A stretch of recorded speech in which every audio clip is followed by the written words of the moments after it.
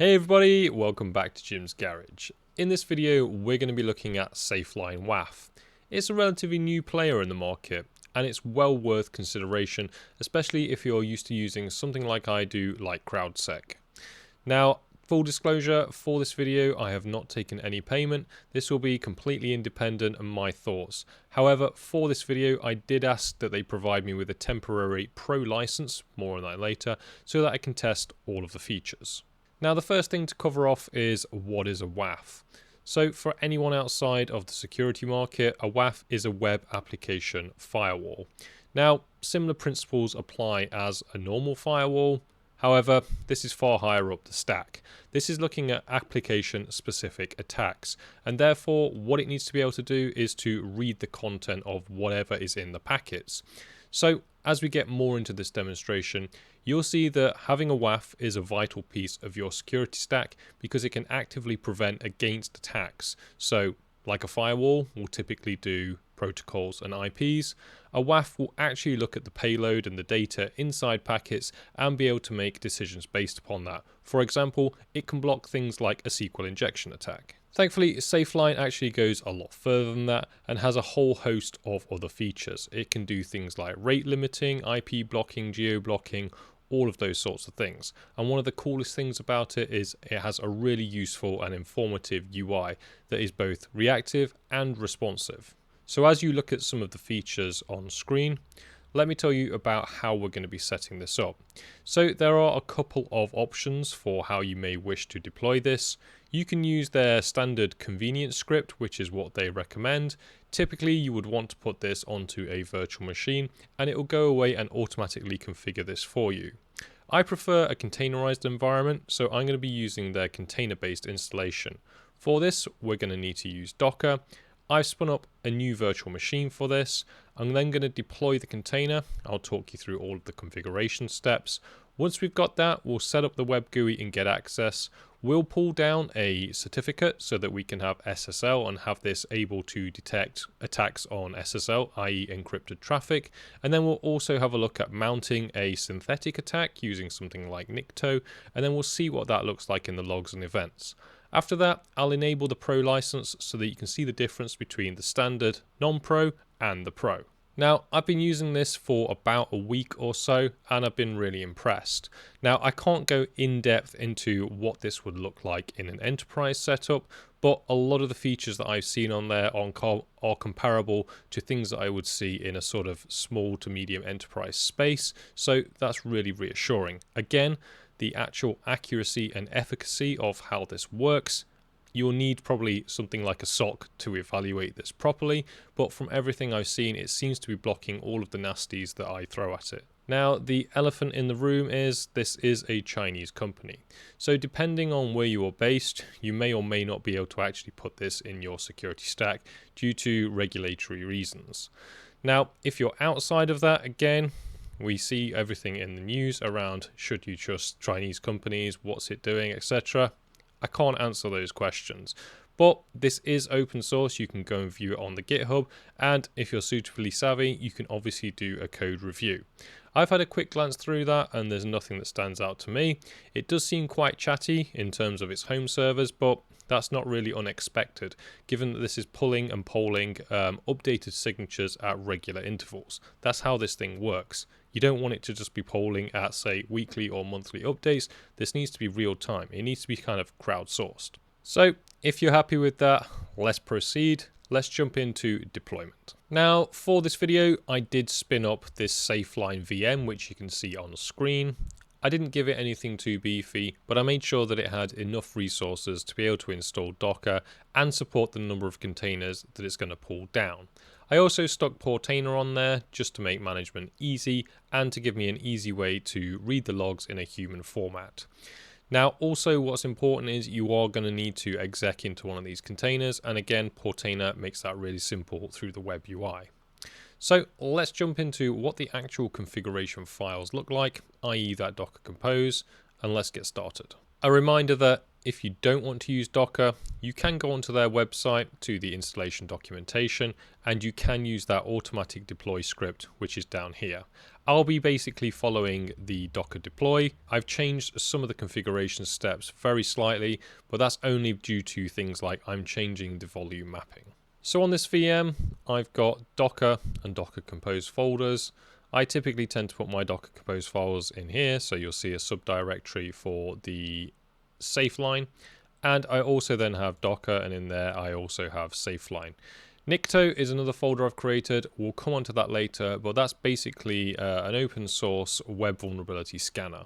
So I'm going to be using that to actually test the efficacy of SafeLine.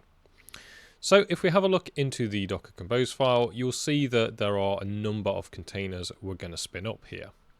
The first thing we're actually going to do here is to put this thing into bridge mode so that it can go on the bridge network of our Docker VM host. So the settings for that are just here.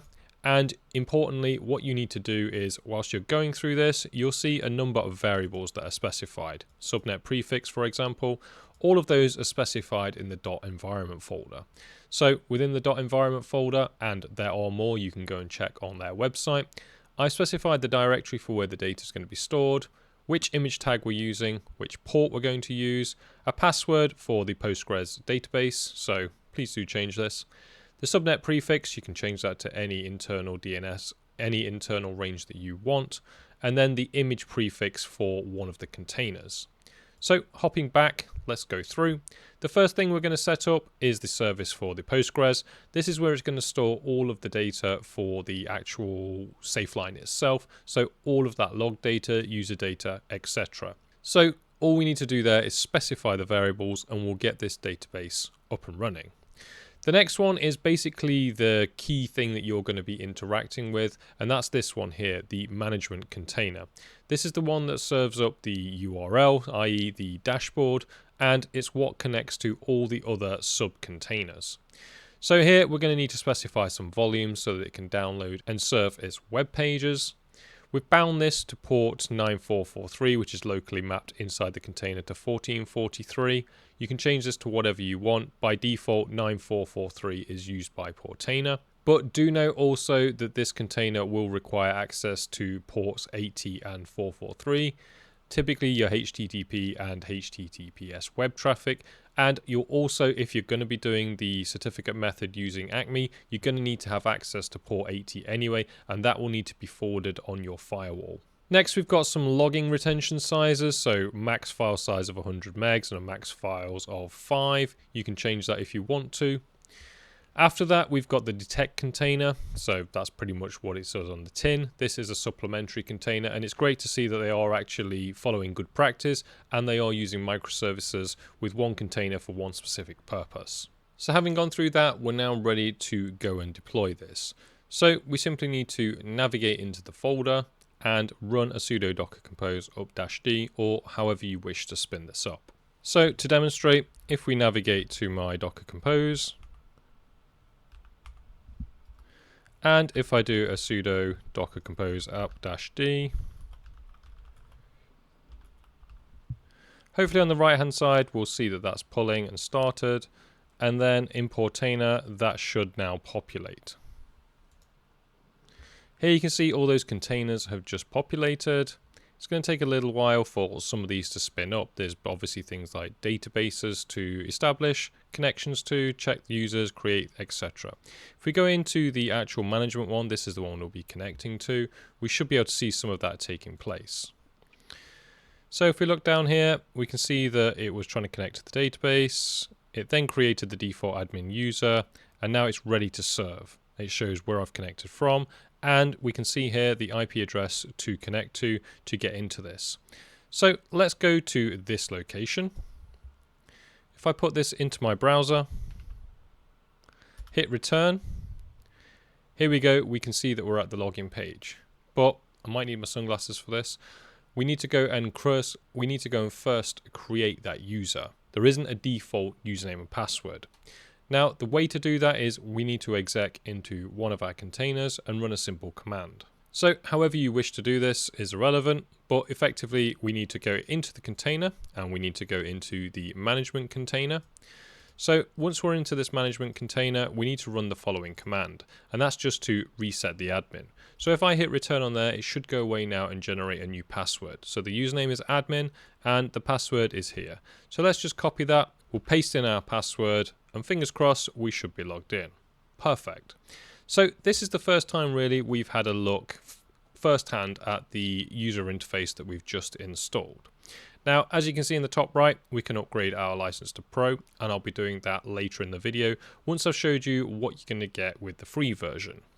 Now, there's basic and advanced layouts. You can obviously see more information in the advanced, and you can also see some of the items that are Pro Edition only. Now, having a quick look through, you get some logs in here. I know that because I've been running this, and we'll show that later on in the video. And what's handy is you can obviously search and parse those. If we remember going back to the Docker Compose file, we might wish to increase the log size so that we've got longer retention periods, thus we can go further back in time. In terms of what we can do with attacks, we can click on the attacks, and then we've also got things like rate limiting. So we can have specific rate limits for certain services, and you can see that here. We've got the IP address, the web service, when you want this rule to start and when you want to end it at. We've got some anti-bot detection. This one's Pro only, similar to the authentication. That one's Pro only, but it's nice to see that you can do it. Competitors like CrowdSec do allow you to do that through traffic, but not directly through the product, so it's good to see that this is also baked in. On the web services, we're going to be using this in a moment, where we're going to add a SSL certificate. And what's quite cool about this is we can add a certificate via uploading our own. So if you've already got your own certificate, for example, you know I use traffic a lot in my setup, and I've already got that to pull down my Let's Encrypt certs. I can put those in here if I want to, but I can also click get free, put in my domain, put in my email address, as long as I've got, in my case, my DNS provider set up to point back at the DNS record I want, it should work. I'll demonstrate that in a moment. After that, we've got some global settings. And it's good to see that in terms of getting the actual origin IP address, we've got some choice here in terms of where that's actually put in the headers. We can do some other things like listening for IPv6. We can enable HTTP if we want, HTTP2. We can automatically redirect HTTP to HTTPS. That's probably a good thing to do. And we can also do HSTS for additional security in the browser session. Other additional things that you would expect in a reverse proxy are to pass the forward host, pass the proto for the upstream server. Those are all things that I've covered previously in my other traffic videos, whereby we want to be able to expose some of the client details to the remote service. After that, we can get down into the nitty-gritty of which protocols we want to accept. So we probably want to disable TLS1 and TLS 1.1. 1.2 and 1.3 are still strong ciphers, so we can save that if we want. Do note, however, this is a Pro-only feature, which is denoted by this symbol. After that, we can get onto the protections, so we can actually do some rate limiting. So we can limit high frequency access, so this could be an IP address that's trying to access lots of times. We can do things like limit high frequency attacks, so if something is actually trying to mount an attack and it's doing it rapidly, we can automatically block that. And we can also do things like block things that are causing errors. So some things might just be trying to deliberately cause errors and get error messages, and we can block that if we want to. We can do some customized rules, so we can put in here things like some regex, for example. If we want to click add a rule, we can go in here and say source equals and then some sort of content. Usually this is sort of a regex. We can then allow it, deny it, use anti-bot or authentication for that IP address. So it's quite cool that we're actually getting some more sort of next-gen firewall controls around this, some actual proper authentication. So you might wish to put this on, for example, to people outside of your network that you want to make sure are authenticating before they access your services. Other things we've got in here are some of the protections themselves and the detection mods. Now, you can actually fine-tune some of the stuff here. So there's a load of different attacks in here. So things like cross-source request forgery, for example. This by default comes into the balanced mode, but you can also put it into different modes. So you can obviously disable it. You can put it into audit mode. Typically audit mode will be where it just audits what's happening, but it's not actually doing anything.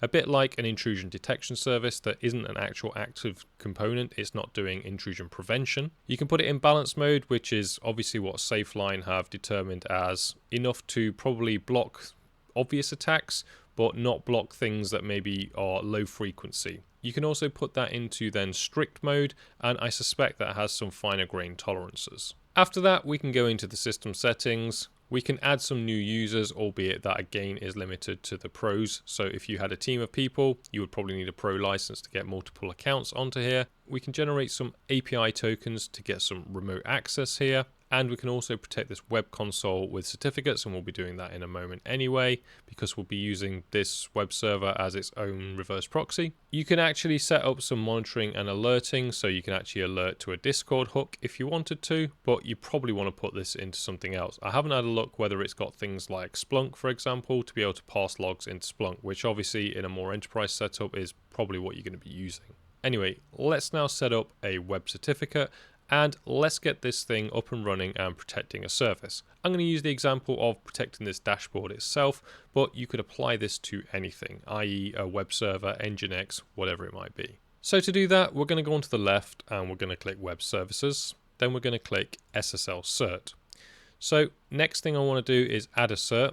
And like I've said before, if you've got a cert, you can add that here, but I'm going to get a free cert. And this is using Let's Encrypt in the background using the HTTP 01 method. Now, typically I prefer the DNS method because that'll work without any port forwarding. For this to work, you're going to need to expose at least port 80 and probably port 443 for any services you want to expose with HTTPS. That will mean obviously that you need to port forward on your firewall, so make sure you've got a port forward rule for 80, and also whoever your domain provider is, make sure you've got a record for the domain you're going to put in here. So for this example, I'm just going to use safeline.jimsgarage.co.uk and I've added a record to my Cloudflare account. Next, I've added my email address, that's not a real one, for this to work. And once you've entered that details, you're going to want to click Submit. When you click Submit, what it's actually doing with the HTTP method is it's writing a file to your domain record with a key, and it knows that only this with your credentials can go and write it, and that matches the IP address that this container is serving from, so therefore you must own this domain. So now you can see that I've got a free cert. I'll put it to safeline.jimsgarage.co.uk and we're ready to rock and roll. The good news is that this actually will refresh as well every 3 months, so you don't have to worry about it expiring. So now that we've got a certificate, we can actually start to use it. So let's protect this, which as you can see is not secure.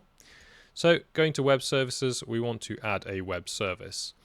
Now I'm going to use the same domain as before, albeit you can use a wildcard as denoted at the top here.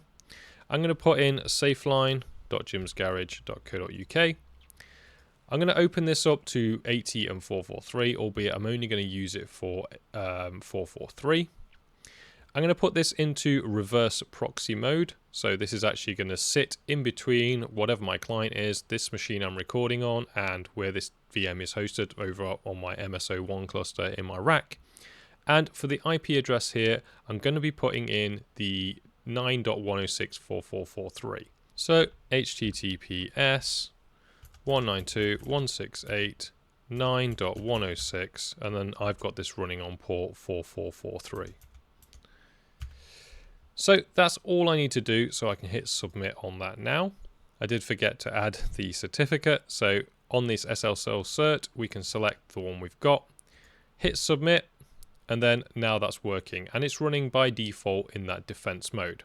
So now with any luck, I should be able to put this into my browser. Obviously you're going to need to add a DNS record for this. And if I head into a new incognito browser, if I hit paste and hit return, you can now see that we reach the browser login page, and if we click on here, the all-important thing of is it secure? Yes, it's secure, and we can see here, sorry, it's very small, but we've got a safeline.jimsgarage.co.uk, and it was on Wednesday 30th October, which is when I'm recording this video. So brilliant, we know that we've got a valid certificate that's been pulled down and being served to us. So now we can actually get into the dashboard securely through its own reverse proxy. So let's log in again using the same credentials as before. Once we've done that, we're greeted with the login page. And as you can already see, because it's serving this up itself, it's now starting to query it. So we're now logging through this web service we've got protected here. which has got this defense enabled, and we can see some statistics that are coming through already, which is pretty cool. So now I'm going to load up my good old friend Nikto. If you don't know what that is, it's an open source freely available web scanner. So to do that, it's as straightforward as simply visiting the web page. You can see some installation instructions here. I'm just going to be running this as a Docker container. So it's just going to pull down the Git, create and build the container. And then we're going to run this command here, but instead of pointing it at example.com, we'll point it at the SafeLine.com. So I can do a video on Nikto if people want, but that's not relevant for this one. So basically I'm going to use the command that I showed a moment ago to run this Docker container, and then Nikto is going to launch a load of attacks against this server.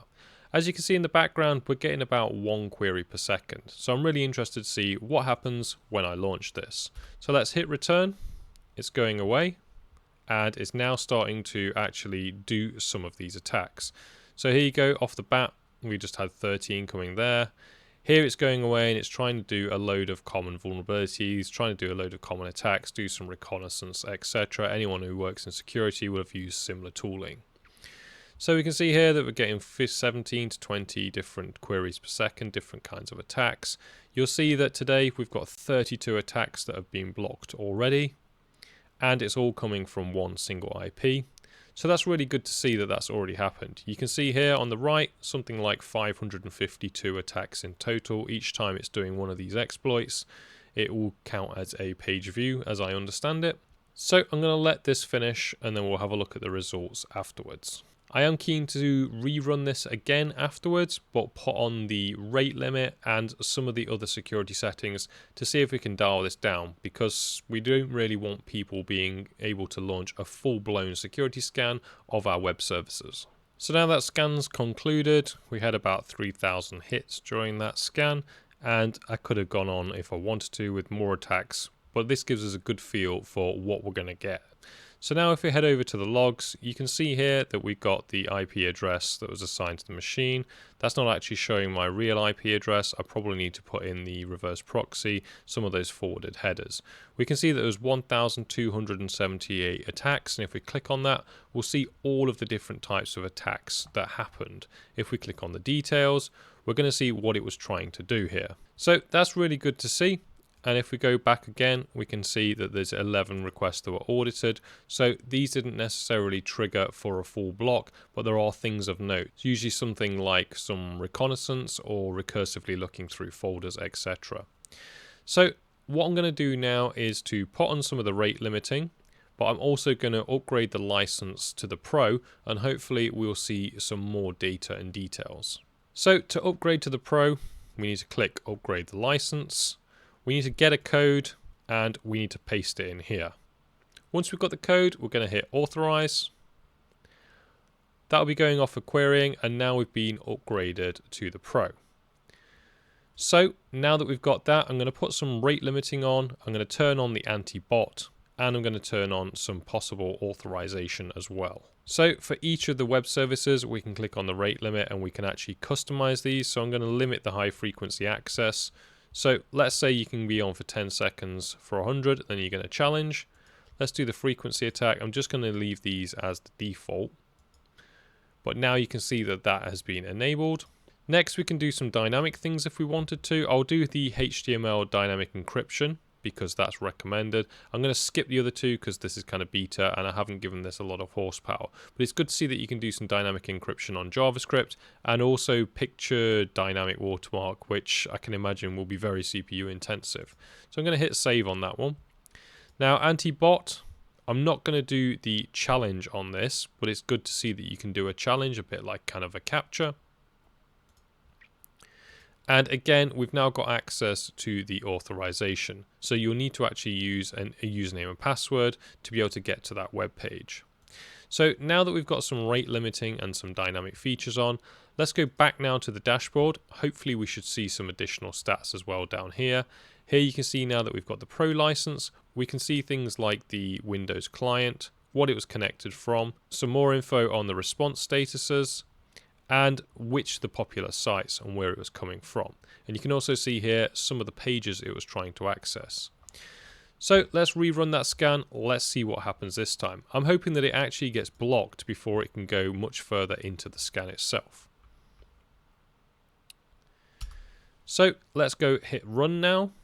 It should start that scan off again, and let's see exactly what happens.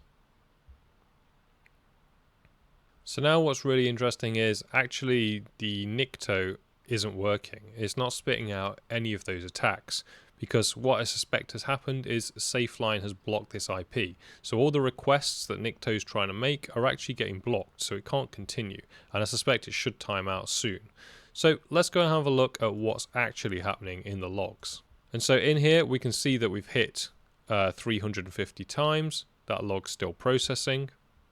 And in the rate limiting here, we can see that we've been rate limited again. So 60 error requests within 60 seconds, and the action is to block for 10 minutes. So we can actually see that that's being triggered. So that's really good to see, and that's why this isn't working, because it's being blocked because we've tripped over on multiple rules. So that just about wraps up my high-level overview of SafeLine, and there's a ton more features that you should read up on their website and join the Discord if you've got any questions. But it probably leaves one question from you, and that is, Jim, are you going to stop using CrowdSec and are you going to start using SafeLine? The simple answer is no. The long answer is, well, I'm not quite ready yet. This is a relatively new project, and I think it needs more time, certainly to incubate. I don't want to be on the bleeding edge of a new security tool. I definitely would like to see some more third-party vetting auditing. I would love to see some proper pen testers have a go at this and see what they can do with it, basically to test how effective it is. There are some interesting terms in their privacy notice about how data gets shipped over, and I'm not exactly clear on what data gets sent over. This data is encrypted, so it's impossible for me to see. I would hope that there isn't sensitive data being sent over there, especially if this is in front of a sensitive web server, for example. But if SafeLine could provide more details on exactly what they're doing, that would be great. The cost, again, for a home user, I wouldn't do Pro, but I don't feel like I would need the Pro license. I was impressed by what I got out of the free version, but it is a bit annoying that things like the exporting of logs and things like the Discord web notification hook is behind a paywall. I think things like notifications for home users should be free, so maybe you can do something about that, SafeLine. But to summarize, I'm not willing to take the risk on this one just yet. I'm going to stick with CrowdSec, but I definitely think it's something to keep an eye on. There's been some rapid development over the past few years, and everything I'm seeing is going in the right direction. If they can just round off those square edges that I spoke about, give us a bit more clarity about what's actually going on in there, then maybe this is something that I will adopt in the future. Anyway, good job, SafeLine. Keep up the good work, and just like you guys watching, if you've liked this video, hit the thumbs up, hit the subscribe, and I'll see you on the next one. Take care, everybody.